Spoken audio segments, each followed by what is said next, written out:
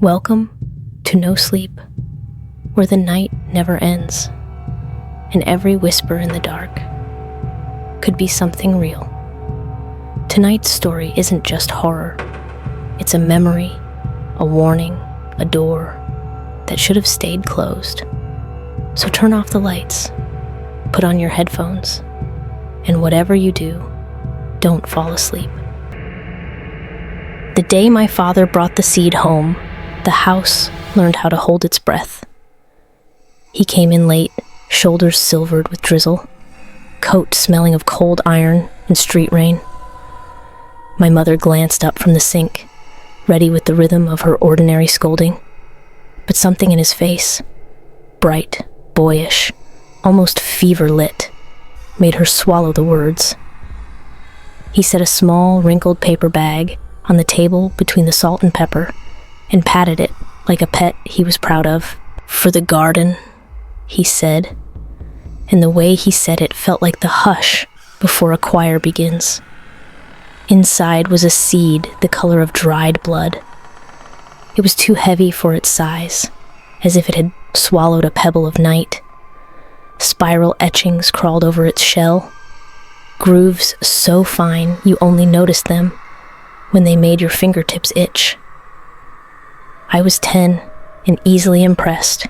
My father was a quiet man whose enthusiasms never lasted longer than a season.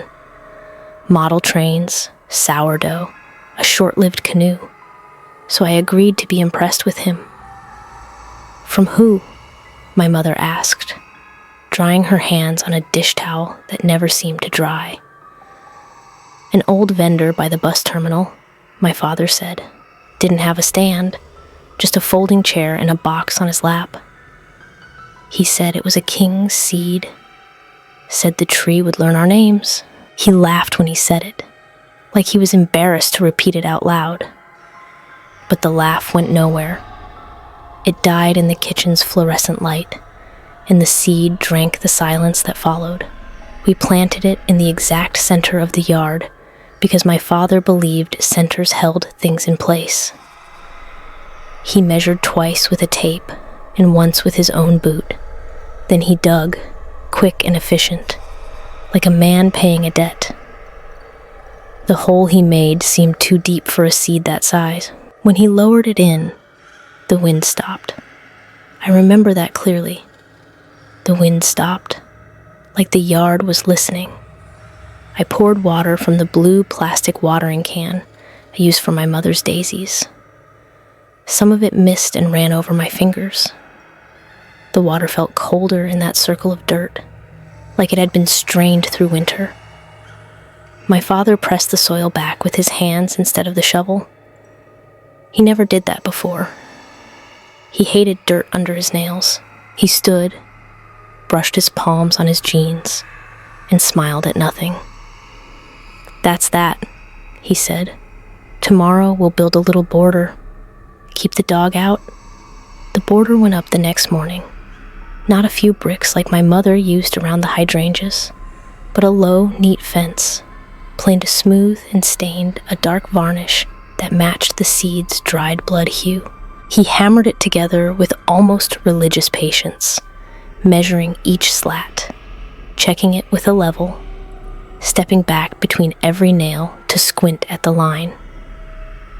When he was finished, he put the hammer away and just stood inside the little fence for a long time, hands at his sides, like he was waiting to be told what to do next. The seed sprouted on the 4th day, a spear of green, waxy, and too thick, like the tip of a finger pushing up through a rubber glove. By the end of the first week, it had 2 leaves the shape of arrowheads and a stem with skin instead of bark. Gray skin with a sheen that reminded me of the underside of a fish. My mother said it looked vigorous, in the voice she used for good test scores in roast chickens. My father said nothing. He only touched it with the back of his knuckles, softly, the way you touch a sleeping baby so you won't wake it. Our dog, Buck, had always loved the yard. He'd stamp a dust bowl under the maple and nap there snoring, or chase bees with the embarrassed dignity of a middle-aged man doing something silly for his kid. He stopped going outside the day the shoot formed its second ring on the stem. He'd follow us to the threshold, then plant his paws and lean back against the leash with a stubborn, low whine. If the door was open, he'd angle his head to look around my legs, not at the plant, but at the shadow it had started to cast, a skinny little smudge that seemed darker than it should be, the kind of dark that feels thick in your mouth. "It doesn't like the dog," my father said, as if he and the plant had discussed the matter. "It's sensitive. Some trees are. Some trees are." The phrase meant nothing, but it made my mother nod. And it made me stop asking why the soil around the little fence never seemed to hold dew. Why earthworms surfaced and curled away, drying on the patio like punctuation marks you couldn't quite read. The growth was wrong in a way that was hard to name. It wasn't just the speed, though that was a thing to see, a new notch every morning on the stake my father tied to its stem. It was the hunger of it. The maple's leaves on the far side of the yard went dull first. Then the grass nearest the fence turned a smoky gray, like a photograph left too long in the sun. My mother moved her roses twice in 2 months, and both times they seemed to sicken in the direction of the shoot. "So fussy," she muttered, but she stopped humming while she worked.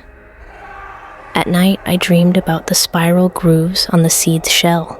In the dream, the grooves weren't lines, but tunnels, and something strolled in them like a gentleman taking the air, brushing its sleeves against the walls as it passed.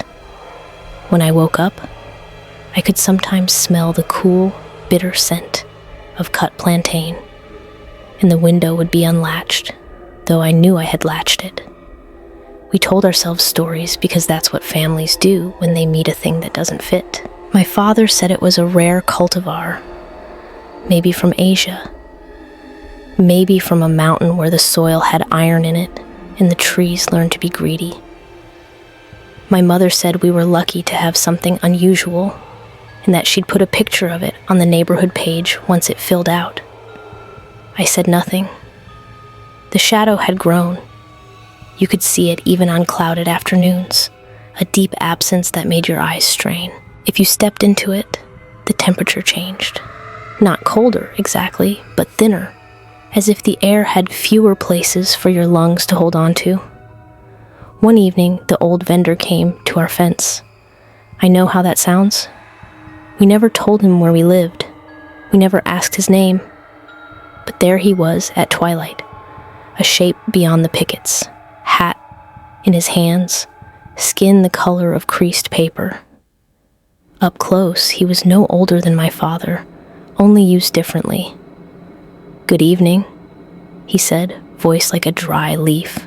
His eyes slid over the yard, past my mother's smile, past my father, and settled on the chute. It had reached my father's shoulder by then. The old man's mouth pulled tight, not disapproval, not exactly, more like a man bracing against weather. "Takes to soil, doesn't it?" My father straightened. "You remember me?" he said, relief hiding in the words. The old man's gaze did not leave the plant. "Seeds remember," he said. "What is it?"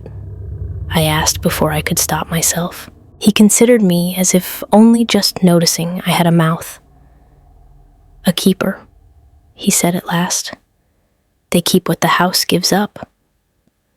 My mother laughed then, quick and too loud, because the alternative was to ask what our house had given up.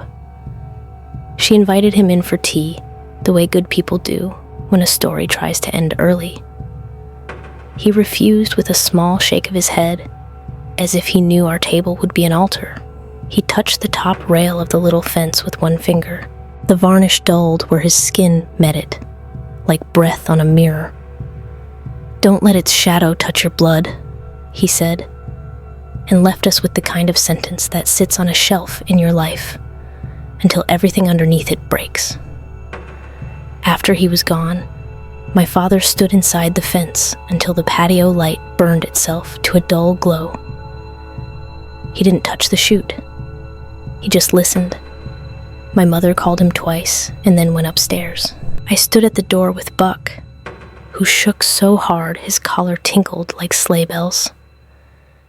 The night seemed to swell and contract in the yard, a breathing you could not locate.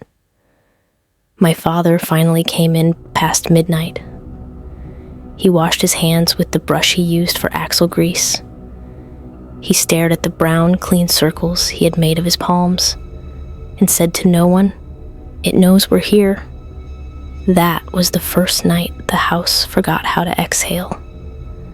By spring, the chute wasn't a chute anymore. It had passed the height of the maple, its trunk the color of smoke caught in glass, smooth as river stone and wider than my father's chest. The spiral grooves from the seed had stretched into faint ridges that circled the bark, never quite meeting, always curling inward as if the tree were twisting to hide its own heart. The fence was long gone. My father dismantled it himself one morning without explanation, stacking the slats neatly against the shed. "It doesn't need protection anymore," he said, though we both knew that wasn't true. The roses were gone. The grass was patchy as a mangy dog's coat. Even the soil looked wrong, pale, clumped, resisting the spade like a muscle resisting the knife. Buck had taken to sleeping in the laundry room, the farthest point in the house from the yard. He would not drink from the back porch water bowl. When the wind came from the west and carried the scent of the tree inside, he'd lift his head and whine through his teeth. My father stopped gardening anywhere else. The vegetable beds went untended, weeds climbing over the tomatoes until they collapsed in themselves. His pruning shears rusted where they sat on the potting bench. All his focus bent toward the tree. He'd be out there at dawn, seated on a small bench so close to the trunk his knees brushed it. Sometimes he leaned against it, eyes closed, lips moving like he was praying to a god he didn't want anyone else to hear. The first time I saw his face like that, serene, almost blissed, it unnerved me more than the tree ever had. My father was a practical man. Joy for him was quiet, rare, and always tied to something earned. This was different. This looked like surrender. One morning, I went out to hand him a coffee. The air under the branches was colder, yes, but also thicker. My ears popped like we'd gone up a mountain. My father didn't notice. His fingers were resting in a small gap in the bark, tracing the spiral ridge as though following a path on a map. "Dad," I said, holding the cup out. He didn't take it. "Listen," he murmured. "It's breathing." I strained my ears. I heard the wind in the leaves, the slow creak of the trunk, and then, underneath, it came. A steady, wet inhalation, as though something deep inside the tree were drawing the world in through a mouth we couldn't see. I jerked back, sloshing coffee over my hand. "That's not, it's just alive," he said, finally looking at me.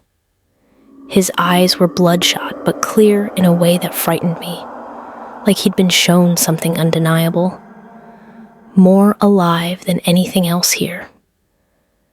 After that, I stopped going near it. The first real wrongness happened the night of the storm.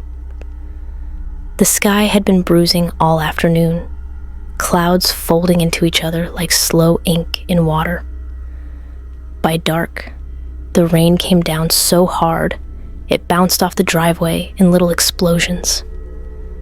Wind slapped the windows, and somewhere down the street, a trash bin rattled itself into the road. At midnight, I woke to a sound like claws dragging across glass. I sat up, pulse in my throat. My bedroom faced the yard. The sound came again. Long, deliberate strokes. I pulled the curtain. The tree's branches were moving against the wind, not with it.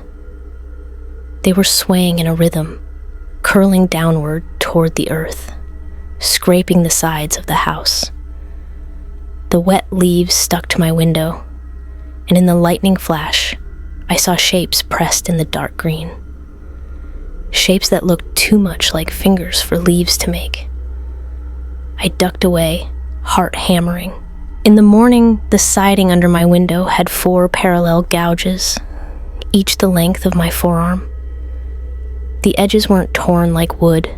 They were melted, sagging inward, as if whatever touched them had been hot enough to soften the wall, but cold enough to leave no burn marks.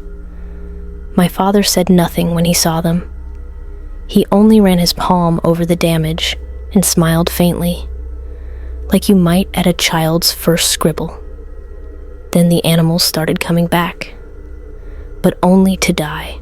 We found a starling one afternoon, lying in the shadow the tree cast across the patio. It was still warm, neck bent at a wrong angle, eyes open. No wounds? My mother buried it at the edge of the yard. 2 days later, she found a rabbit in the same spot, limp and clean, as if it had simply stopped being alive. The 3rd time, it was a fox. Each time, my father carried the body into the shadow, knelt, and held it there for several minutes before removing it. The way he cradled them, gently, reverently, made me want to scream. "What are you doing?" I demanded the day of the fox. "Returning them," he said without looking up. "It keeps what it takes." What the hell does that mean? He only stroked the fox's fur once more before placing it on the bench. I began to notice changes in him, too. His nails thickened, yellowed. His skin, always ruddy from sun, turned pale with an undertone like wet ash. He ate less, slept less. His voice took on a low, almost melodic cadence, like he was matching some unheard rhythm.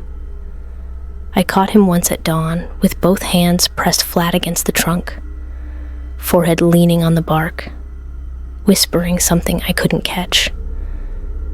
When he pulled away, there was sap on his brow, black, almost oily, and the bark beneath his hands had deepened its spiral ridges, fresh and raw, like a wound knitting itself shut.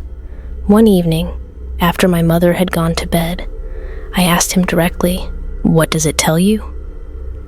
He looked at me for a long time, his expression unreadable. "It tells me the truth." "What truth?" "That the world isn't ours," he said softly. "Never was. We just live in the shadow of what owns us." His words lodged in me like splinters. I wanted to believe he was tired, delirious. But when he returned to the bench the next morning, the tree seemed taller than it had been at sunset. In the shadow, it had grown wider, not in proportion to the light, but wider in a way that suggested it was learning to stretch. If you're ready, Part 3 will take us to the breaking point, where the shadow starts to touch the family directly, and the tree begins to claim more than just my father's time. By midsummer, the shadow had learned to move. It was slow at first, just enough that you'd think your eyes were playing tricks. You'd look out the window and see it stretching across the yard at an angle the sun couldn't possibly make. And by the time you blinked, it was back where it should be. But I began watching it carefully, marking its edge with a rock or a stick when my father wasn't looking.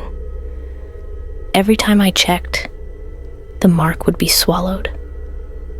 The shadow didn't stop at the grass anymore. It began creeping up the side of the house, curling around the porch posts, licking at the window frames. When it reached my bedroom wall one late afternoon, the air inside changed, dense and cold. the kind that finds its way into your marrow and makes you feel smaller than you are. I stopped sleeping with the curtains open. One night, I woke to the sound of my father's footsteps outside my door. They paused, and I thought he might knock. But then I heard him moving slowly down the hall toward the kitchen. The back door opened. I sat up and listened, heart thudding in my ears. A moment later, something heavier than footsteps began dragging across the floorboards outside. Slow, deliberate, like sacks of wet soil being pulled one by one. I cracked my door just enough to see the kitchen light spilling across the hall. My father was standing barefoot in the open doorway, speaking in low, almost pleading tones to something I couldn't see. And then it moved. Not my father, it. The darkness beyond the door shifted in a way that made no sense. It wasn't wind and branches. It wasn't the sway of leaves. It was as if the night itself bent forward to listen to him. I shut my door quietly and locked it. The next morning, my mother was pale, her voice tight. She said she'd woken to find my father standing in their bedroom, staring down at her, the faint smell of soil and something metallic clinging to him. He didn't say a word, she whispered, just watching. And then he walked out. We didn't tell each other how neither of us slept the rest of the night. It wasn't just my father anymore. I began feeling the trees pull in dreams, though dreams feels too soft a word. I'd wake at the edge of sleep to find myself standing barefoot in the hall, staring toward the kitchen like an animal scenting water. Once I came to with my hand on the back door latch. My skin was cold as stone, and my nails were packed with dirt. The next day, there were faint, bare footprints in the pale soil around the base of the tree. My father said nothing when I saw them, only smiled faintly, and brushed the dirt smooth with his hand. By August, the shadow entered the house. It began as a smudge across the kitchen tiles one late afternoon. The sun was bright. There was no earthly way for it to be there. But when I stepped into it, the same hollow cold spread up my legs, into my ribs. My mother stopped going into the kitchen after dusk. She moved her tea and kettle to the living room, as far from the back windows as possible. My father, on the other hand, spent more and more time sitting at the table, chair turned toward the glass, watching the yard as if waiting for the shadow to knock. The animals returned again. Not dead this time, alive, but wrong. A raccoon came first, its fur patchy and eyes clouded. It wandered into the shadow and simply stood there, swaying faintly, as though lulled by an unheard song. Then came the crows, silent as they hopped into the dark patch and froze mid-motion, beaks slightly open, chests barely rising. My father called them guests. "They've found peace," he said one evening, watching a line of black squirrels cross the lawn into the shade. "It's kinder here." I wanted to shake him. Instead, I asked, "And when they leave?" He glanced at me then, and for the first time in months, his smile faltered. "They don't leave." It was early September when my mother finally snapped. She told him she was calling someone, a tree removal service, an arborist, anyone, and he laughed. Not cruelly, but in genuine disbelief, like she'd suggested we dig up the foundation and move the house a few feet to the left. "You can't cut it down," he said, voice low. "It's not wood. Not anymore. You'd only hurt it, and hurting it hurts me." The way he said it made my stomach drop. That night, the shadow climbed the stairs. I woke to find it pooled across my bedroom floor, curling under my bed, sliding up the wall toward the window. It wasn't cast from outside. There was no shape on the curtains, no light to block, It was in the room, moving with the patience of a tide. The temperature dropped so fast my breath fogged. I could hear something faint, a slow rasp, like a voice too deep to be heard properly. I don't know how long I lay there, muscles locked, before it began to recede, spilling back toward the door. I followed it just far enough to see it slip down the stairs toward the kitchen. My father was waiting at the bottom, eyes wide, hands out like he was greeting an old friend. By morning, the kitchen floor was covered in damp soil. The smell of wet leaves and iron hung in the air. My father ate breakfast in silence, his hands trembling as though he'd been awake all night. The shadow didn't retreat to the yard again after that. It was learning. And I was starting to realize it wasn't going to stop. The first wound came to my mother. It was early evening, the last scraps of daylight clinging to the kitchen window, when she decided she'd had enough of living in fear of her own backyard. She took a broom in both hands like a spear and stormed out the back door, muttering curses meant for both my father and the tree. I followed, heart in my throat. The shadow lay thick across the lawn, even though the sun was still visible, as if the tree had learned to hold on to darkness long after the light was gone. My mother marched straight into it, jabbing the broom handle into the soil near the trunk, like she meant to stake it through the heart. "Get rid of it," she shouted, voice cracking. "You hear me? Get out of my yard. Out of my house. You don't belong here." My father appeared in the doorway, his face pale, his voice sharp. "Stop!" The broom handle snapped, not from her force, from something else. It was so quick I almost missed it, the way the shadow at her feet seemed to lurch upward, a dark tendril snapping around her ankle like a whip. She screamed and stumbled, the broom clattering to the ground. By the time I reached her, she was clawing at her leg, eyes wild. I grabbed her under the arms and pulled with everything I had. The cold from the shadow was so intense, it burned, a deep ache in my bones. The tendril, if that's what it was, slipped away like smoke, but the damage was already done. Her ankle looked wrong.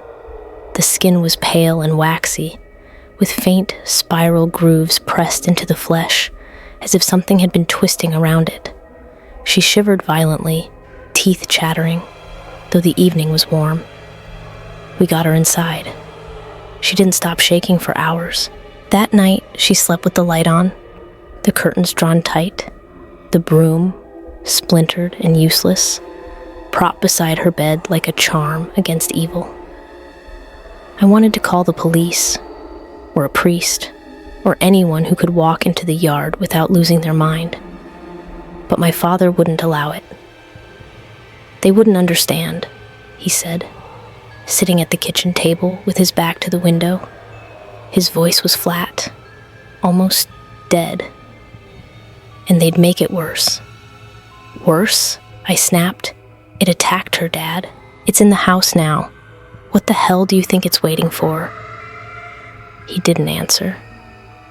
He just kept looking at the reflection of the yard in the dark glass, eyes locked on a patch of black where the shadow pooled. That was the week the dreams turned into something else. Before, I'd see vague impressions, spirals in the dark, a sense of being watched. Now, I heard it.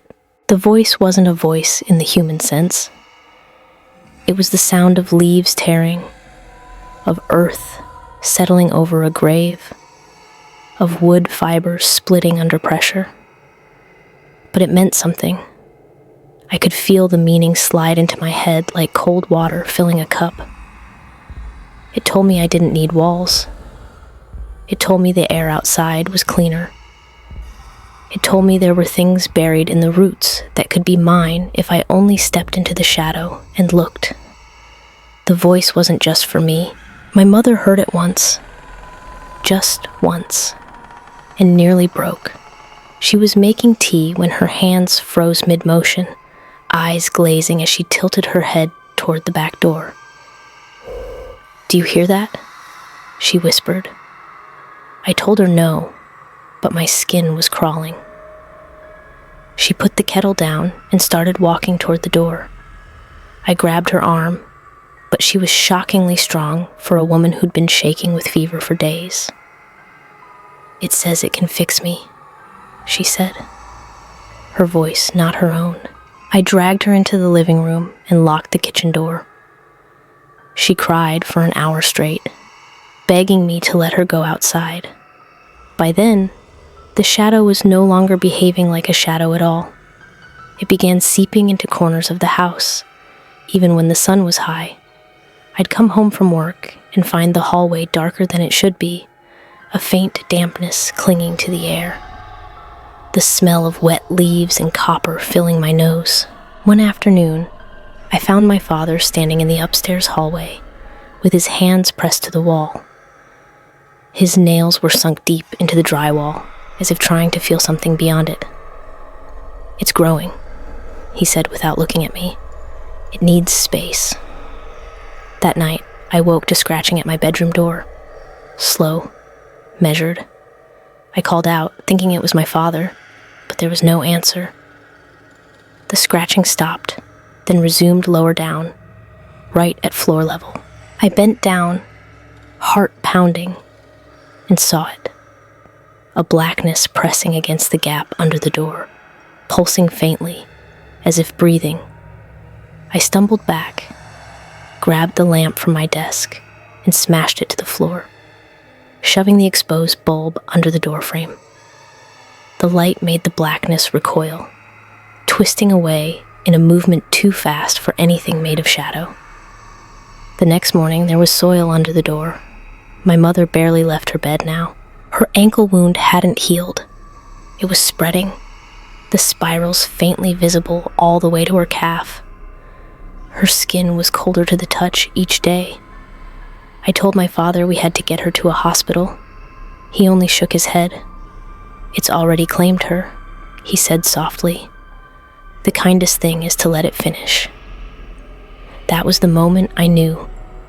If I didn't end it, the tree would take both of them. And maybe me too. It wasn't one moment that pushed me over the edge. It was 100 smaller ones, piling up until the air in the house felt too heavy to breathe. My mother could no longer stand without help. The spirals had climbed to her hip now, darkening her skin into something like bruised marble. She barely spoke, but when she did, it was in murmurs meant for someone who wasn't in the room. Sometimes she smiled at the corner of the ceiling, lips moving in slow, soundless syllables. My father didn't leave the tree at all anymore, not to eat, not to sleep. He sat on that little bench, his spine curved forward like a hook, his fingertips always brushing the bark. Even at night, he stayed out there in the cold, eyes half-lidded, as though in some trance. If I called to him, he didn't answer. The house felt hollow. The air carried that constant copper tang, like old blood soaked into wood. The shadow had become a permanent resident, draped along the floorboards like a living carpet. I'd walk into the kitchen at noon and find my own shadow bent at the wrong angle, its head turning fractionally toward the yard. I started keeping the axe by my bedroom door. The decision came on a Tuesday. I'd been checking on my mother when I noticed something new. Roots. Thin, pale threads were curling out from under the baseboard near her bed. They looked like plant roots, but they moved, twitching faintly, as though sniffing for something. They were headed toward her ankle. I ripped them out with my hands, the texture slick, almost fleshy. The ends bled a thin black ichor that stank like rotting leaves. My mother didn't even stir. That was it. I didn't care if my father tried to stop me. I didn't care if whatever lived in that tree screamed. I was going to cut it down to nothing but splinters. I waited until night because some deep instinct told me the shadow was weakest when there was no sunlight to fake its shape. At least in darkness, it couldn't pretend. The moon was almost full, its light pale and sharp as bone. The yard looked silvered, except for the space under the tree. That remained a pit of absolute black. No light touched it. I stepped onto the grass, the axe heavy in my hands. The instant my boot crossed into the shadow, the cold slammed into me. It wasn't the honest cold of winter. It was the kind that makes your stomach clench and your breath come short, like being plunged into deep water. The bark was slick under my palm, almost warm in spots. As I positioned the axe, something shifted, subtle but certain. The ridges in the bark pulsed, and then I heard it. Don't. It was right at my ear. The words breathed in a tone both male and female, young and ancient. The voice wasn't pleading. It was promising. I swung anyway. The first strike landed with a wet, meaty thwack. It wasn't the satisfying crack of steel on wood. It was the sound of chopping into something that shouldn't be chopped. Black liquid welled from the gash, oozing thick and slow. The smell hit me before the sight registered. Copper. Blood. I froze. The liquid dripped onto my boot, warm against the leather. My mind screamed, this isn't possible. But I swung again, teeth clenched. The tree groaned. Not in the wind, but from inside itself. A low, resonant sound that made the hair on my arms rise. The shadow deepened, pooling up around my calves like smoke given weight. Whispers bloomed in my head, hundreds of overlapping voices, all speaking in a language I didn't understand, but somehow knew was aimed at me. My grip faltered. I thought of my mother's spiraled skin.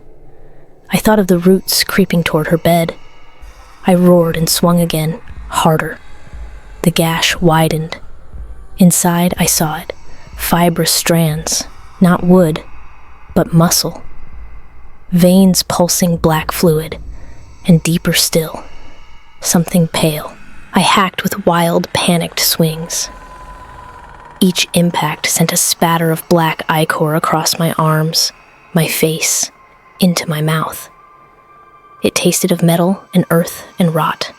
The cold grew sharper, stabbing into my joints, numbing my fingers. On the final swing, the axe bit through something solid, and a different gush followed, thicker, heavier. The groan turned into a shriek, high and animal, rattling through my skull. The ground beneath me trembled, and then the whole trunk began to tear. It fell faster than I expected, the weight shaking the yard like a small quake. Branches crashed into the fence, shattering boards. Pots smashed against the patio. The shadow peeled back in a rush, retreating from the fallen mass like spilled ink being sucked into a drain. I leaned on the axe, gasping, staring at the stump. That's when I saw it clearly.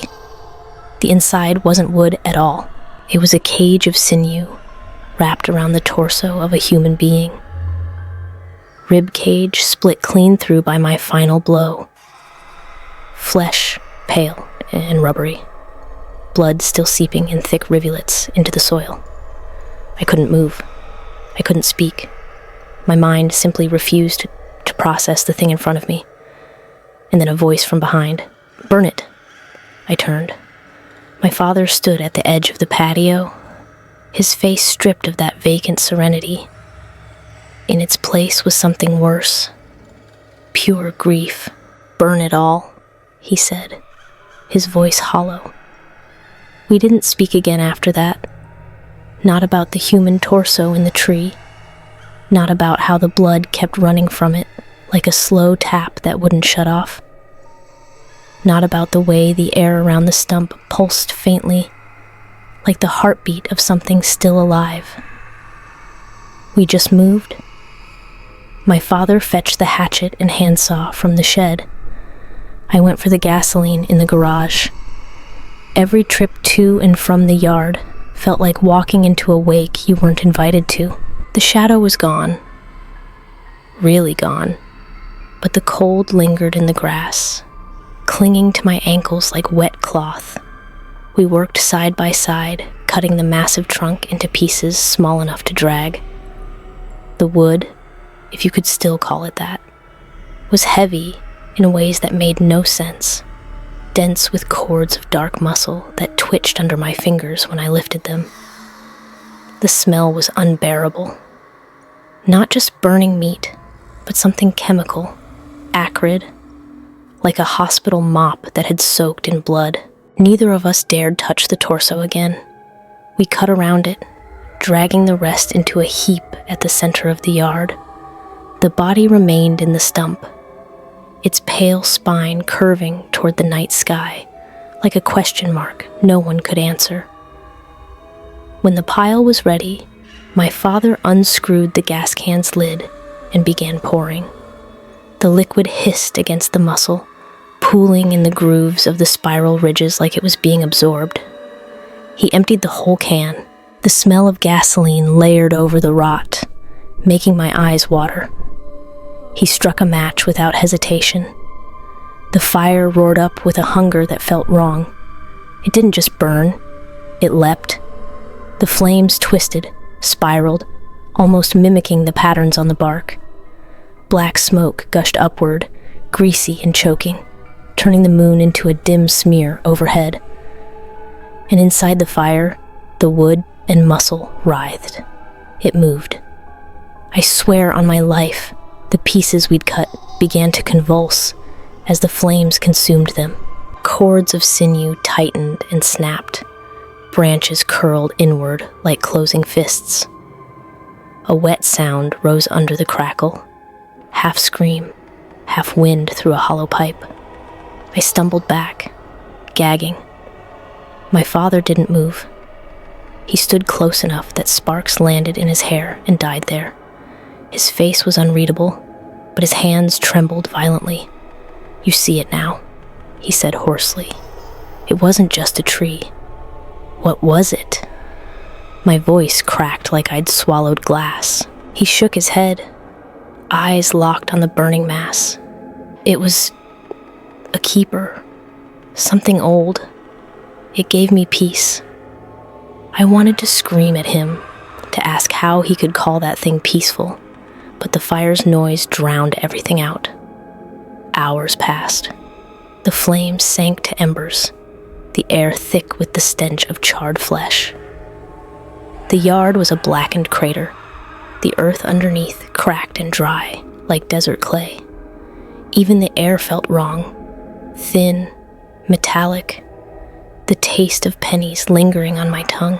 When I finally dared look at the stump again, the torso was gone. Not burned away, gone.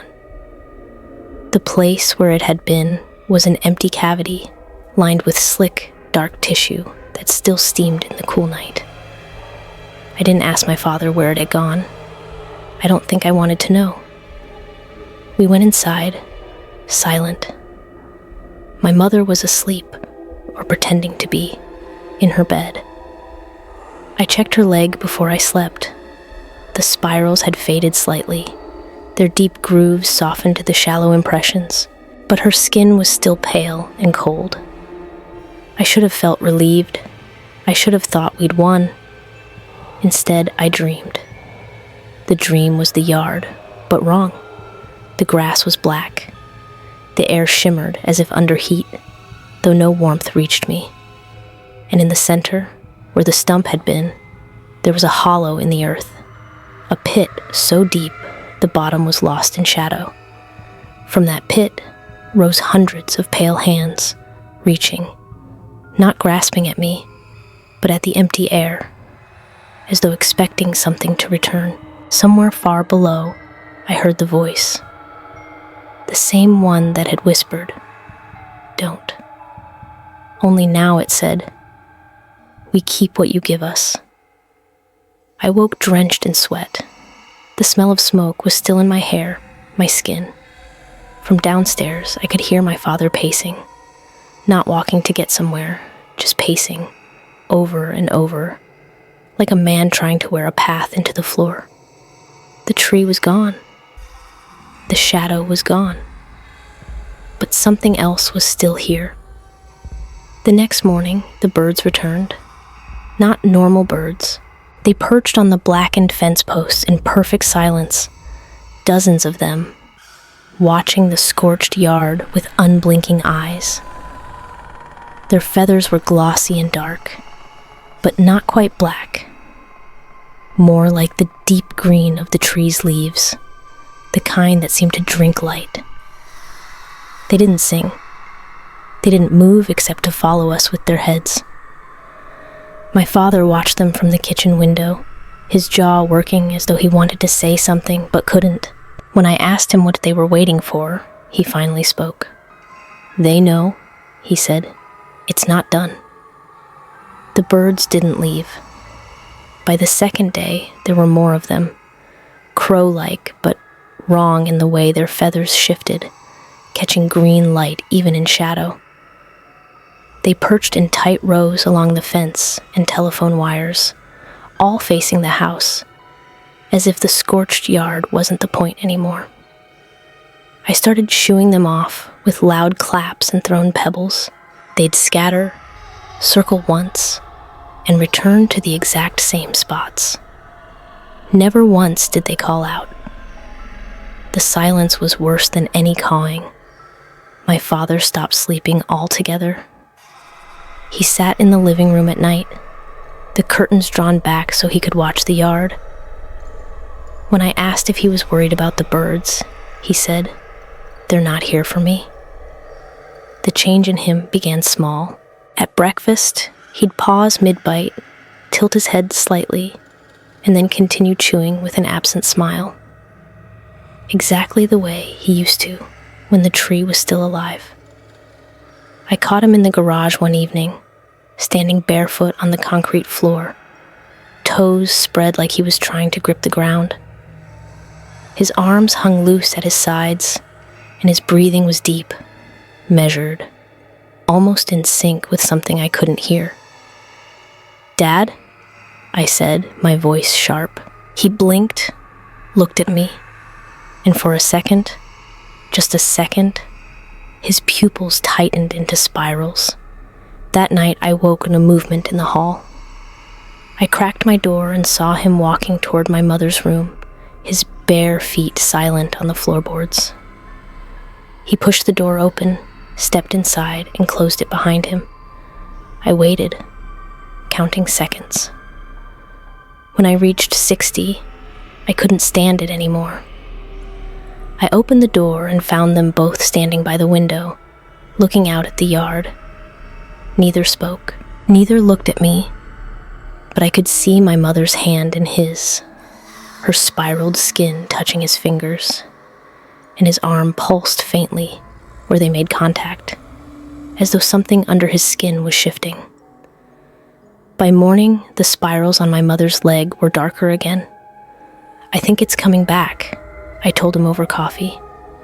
"It never left," he said, not looking up from his mug. "It doesn't leave, it changes shape." The dreams returned. This time, I wasn't in the yard. I was under it, in a chamber lined with roots that pulsed like veins. The air was warm, damp, filled with a smell I'd learned to associate with the stump before we burned it.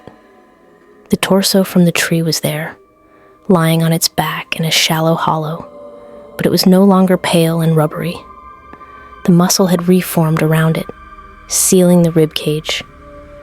The face was covered by a layer of smooth bark. It was breathing. When it turned its head toward me, the bark split slightly where the mouth would be. "We keep what you give us," it said again. I woke with dirt under my fingernails. The window was open. My bare feet were wet. The birds began to die on the 5th day. One at a time, they'd drop from the fence into the yard, landing without a sound. I thought at first it was a good sign, until I saw my father collecting them. He didn't bury them. He placed each one on the scorched circle where the tree had stood, arranging them in a ring. By the time I noticed, there were at least 24, their black-green feathers glistening faintly in the sun. "What are you doing?" I demanded. "They're seeds," he said softly. "They just look like birds." I tried to drag him inside, but he was stronger than he should have been, his grip on my wrist making my fingers tingle and go numb. His skin was warm, warmer than normal, but the heat wasn't right. It was the kind of warmth you feel standing too close to compost, the heat of things breaking down. "You killed the tree," he said, looking at me with calm, steady eyes. "But you didn't kill what it carried." That night, I dreamed of roots again.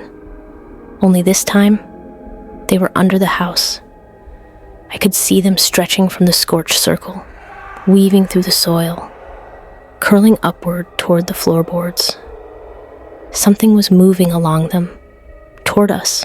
I woke to a sound from beneath the house, a slow, wet dragging, like a sack being pulled through mud. My father was already at the window, staring at the yard. "It's coming up," he said, almost with relief. I left the house before dawn. I don't know what's happening now. My mother and father are still inside. I told myself I'd come back with help, but every mile I drive away makes my chest feel tighter, like something has hooked into me and doesn't want to let go. I can't shake the image of the burned circle, the ring of dead birds, and the roots beneath the floorboards. If the tree was a keeper, maybe it didn't die. Maybe it just changed hands. And maybe my father's are the hands now.